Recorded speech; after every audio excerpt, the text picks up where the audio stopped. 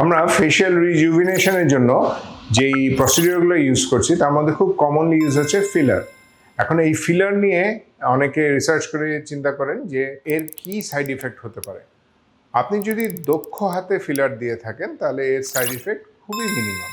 তবে অদক্ষ হাতে অথবা যারা আজকাল পার্লারেও নাকি ফিলার দিচ্ছে, এই ধরনের ফিলার দেওয়ার পরবর্তী কমপ্লিকেশনের রুগীরা আমরা পাচ্ছি।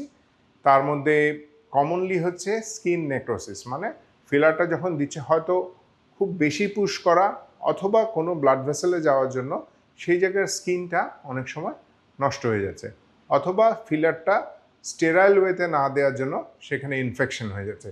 সুতরাং এগুলো খুবই কমন জিনিস। আর আরেকটা আছে, যখন আমরা ডেঞ্জার জোনগুলোতে যখন চলে যাই তখন সেটা ইভেন ব্লাইন্ডনেসও করতে পারে, তবে সেগুলো দক্ষ হাতে কখনোই হয় না। সুতরাং আপনি কোথা থেকে ফিলার দিচ্ছেন, কী পরিবেশে ফিলার দিচ্ছেন, এটাও কিন্তু ইম্পর্ট্যান্ট। আজকাল পার্লারে গেলেও আপনার চুল কাটা বা আপনার কালার করার পরে কিন্তু আপনাকে অফার করবে যে আপনি ফিলার দিতে পারেন। সুতরাং আপনি জেনে বুঝে আপনার ফেসের উপর একটা আপনি প্রসিডিওর করবেন, অবশ্যই জেনে বুঝে আপনি এটা করবেন।